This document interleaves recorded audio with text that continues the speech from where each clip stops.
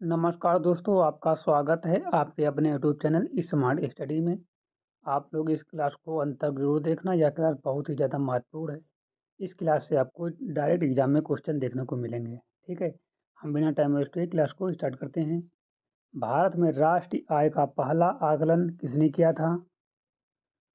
तो दादा भाई नौरोजी ने अपनी पुस्तक poverty and un British rule in India, जो कि 1901 में राष्ट्रीय आय का पहला अनुमान लगाया और भारत की गरीबी पर प्रकाश डाला। इसका सही जवाब है ऑप्शन नंबर ए, दादा भाई नौरोजी ने। राष्ट्रीय आय की गणना वर्तमान में कौन करता है? तो भारत में राष्ट्रीय आय की गणना एनएसओ, नेशनल स्टैटिस्टिकल ऑफिस करता है, जो सांख्यिकी और कार्यक्रम क्रियान्वयन मंत्रालय एमओएसपीआई के अधीन है। इसका सही जवाब है ऑप्शन नंबर सी, एनएसओ, राष्ट्रीय सांख्यिकी कार्यालय। ऑप्शन नंबर सी सही है।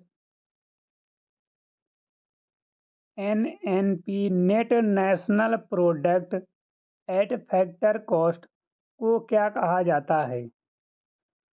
तो NNP eight factor cost national income, यह वह वास्तविक आय है जो उत्पादन कारकों को उनके योगदान के लिए प्राप्त होती है। तो इसका सही जवाब है ऑप्शन नंबर सी, राष्ट्रीय आय। प्रति व्यक्ति आय कैसे प्राप्त की जाती है? प्रति व्यक्ति आय कैसे प्राप्त की जाती है? तो प्रति व्यक्ति आय का अर्थ है प्रत्येक व्यक्ति की औसत आय, जो राष्ट्रीय आय को कुल जनसंख्या से विभाजित करके प्राप्त की जाती है। तो इसका सही जवाब है राष्ट्र की आय को भाग करना जनसंख्या से। तो ऑप्शन नंबर ए सही है, राष्ट्रीय आय डिवाइड बाय जनसंख्या। मानव विकास सूचांक एचडीआई में कौन सा शामिल नहीं है? इन चारों ऑप्शन में से कौन सा मानव विकास सूचांक में शामिल नहीं है? तो एचडीआई को 3 कारकों जीवन प्रत्याशा, शिक्षा स्तर और प्रति व्यक्ति आय से मापा जाता है, और खाद्यान्न उत्पादन इसका सही जवाब है, ठीक है। मानव विकास सूचांक एचडीआई में खाद्यान्न उत्पादन शामिल नहीं है। ऑप्शन नंबर डी सही है। राष्ट्र की आय के आकलन के लिए कौन सी विधि उपयोग नहीं होती है? तो राष्ट्रीय आय के आकलन के लिए मुख्यतः 3 विधियां हैं: उत्पादन विधि, व्यय विधि और आय विधि। निर्यात विधि नहीं है, तो ऑप्शन नंबर डी सही है, निर्यात विधि। गरीबी रेखा का निर्धारण किस आधार पर किया जाता है? तो भारत में गरीबी रेखा का निर्धारण न्यूनतम आवश्यक कैलोरी उपभोग एवं व्यय पैटर्न पर आधारित होती है। तो इसका सही जवाब है ऑप्शन नंबर बी, कैलोरी उपभोग।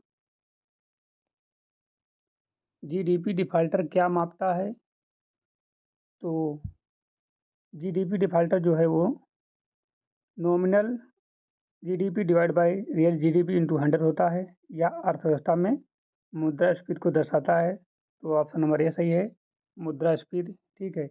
जीडीपी डिफाल्टर जो है मुद्रास्फीति को मापता है या दर्शाता है, ठीक है। ह्यूमन कैपिटल का अर्थ क्या है? तो मानव पूंजी का तात्पर्य मानव संसाधनों की उत्पादकता बढ़ाने के लिए शिक्षा, कौशल और स्वास्थ्य पर किया गया निवेश। तो इसका सही जवाब है ऑप्शन नंबर सी, मानव कौशल, शिक्षा और स्वास्थ्य में निवेश, ठीक है। भारत में आर्थिक उदारीकरण किस वर्ष शुरू हुआ?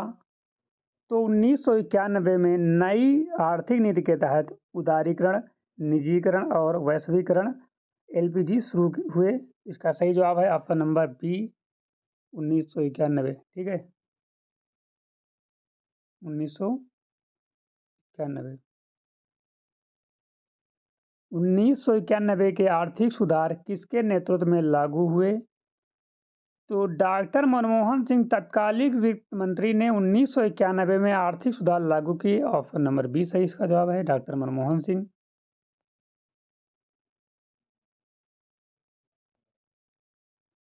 आर्थिक सुधारों का मुख्य उद्देश्य क्या था? तो सुधारों का उद्देश्य था अर्थव्यवस्था को खोलना, निवेश बढ़ाना और विदेशी व्यापार को प्रोत्साहित करना।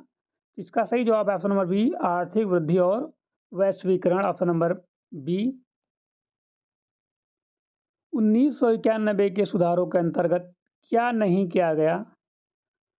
तो बैंक राष्ट्रीयकरण 1969 और 1980 में हुआ था, जो 1991 में नहीं हुआ था। तो ऑप्शन नंबर सी सही है, बैंक राष्ट्रीयकरण 1991 में नहीं हुआ था।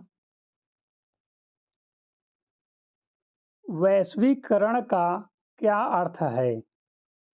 वैश्वीकरण का मतलब है देश के बीच पूंजी, वस्तुओं, सेवाओं और तकनीकी का मुक्त आदान प्रदान।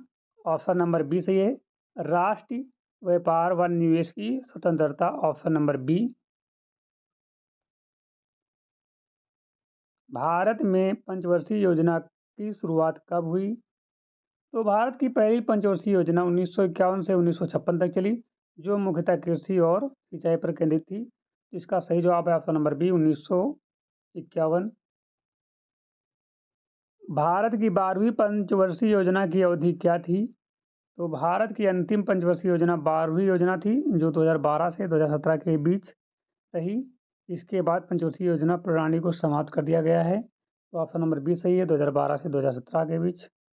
योजना आयोग का स्थान किसने लिया है? तो 1 जनवरी 2015 को योजना आयोग को समाप्त करके उसकी जगह नीति आयोग की स्थापना की गई है। तो ऑप्शन नंबर बी सही है, नीति आयोग। हरित क्रांति ग्रीन रिवॉल्यूशन का संबंध किससे है? तो हरित क्रांति 1965 से 66 उच्च उपज किस्म सिंचाई और रासायनिक उर्वरक उपयोग से खाद्यान्न उत्पादन बढ़ाने हेतु थी। तो इसका सही जवाब है ऑप्शन नंबर बी, खाद्यान्न उत्पादन वृद्धि हेतु। भारत का सर्वाधिक कृषि क्षेत्र किस फसल के अंतर्गत आते हैं? तो धान, चावल भारत की सबसे बड़ी खाद्यान्न फसल है और अधिकतम क्षेत्र में बोई जाती है। तो इसका सही जवाब है ऑप्शन नंबर बी, धान। खाद्यान्न फसल जो सबसे ज़्यादा है कौन सी है? धान है, ठीक है। श्वेत क्रांति किससे जुड़ी है? तो श्वेत क्रांति भारत में दूध उत्पादन बढ़ाने के लिए चलाई गई थी। इसके जनक वर्गीज कुरियन है। तो इसका सही जवाब है ऑप्शन नंबर ए, दूध उत्पादन। इसी के साथ यह क्लास समाप्त होती है। यदि आपको क्लास अच्छी लगी हो तो लाइक करना, चैनल पर नए हो तो चैनल को सब्सक्राइब करो। और जो लोग यूपीटेबल एसआई पेट 2025 की तैयारी कर रहे हैं और 6 और 7 सितंबर को उनका एग्ज़ाम है, तो वो लोग संकल्प सीरीज के तहत सारी क्लासें देखकर यूपीटेबल एसआई पेट में अच्छा स्कोर लाने की कोशिश कर सकते हैं। संकल्प सीरीज में 30 क्लासें हैं, 30 टॉपिक हैं, अति महत्वपूर्ण क्वेश्चन उसमें हैं। आप लोग वहाँ से, और हम लोग डेली बेसिस पर अच्छे अच्छे क्वेश्चन लाते हैं, तो इनको भी देखकर आप लोग अपनी यूपीटेबल एसआई पेट 2025 की तैयारी कर सकते हो। जैसे कि आपने इस क्लास को अंत तक देखा है, तो इस क्लास से आपको 1-2 नंबर मिल सकते हैं। तो 1-1, 2-2 नंबर से ही आपको 100 नंबर तक पहुँचा जा सकता है। किसी एक क्लास से पूरे नंबर नहीं मिल सकते हैं। तो आप लोग 1-1, 2-2 क्लास जब डेली देखोगे, तो डेली 1-1, 2-2 नंबर की तैयारी पक्की करोगे या नंबर पक्के करोगे, तभी आपको 100 नंबर तक पहुँचोगे। तो लास्ट के 10 दिन आप लोग हमारे यूट्यूब चैनल स्मार्ट स्टडी के साथ जुड़कर तैयारी करिए और अपने रिजल्ट को और बेहतर करिए। ठीक है, उम्मीद करते हैं कि आप लोग हमारे यूट्यूब चैनल स्मार्ट स्टडी के साथ जरूर जुड़ोगे और हमारे साथ अपनी तैयारी को और बेहतर करोगे। ठीक है, तब तक के लिए जय हिंद। मिलते हैं अभी शाम तक एक नई क्लास के साथ। तब तक के लिए जय हिंद।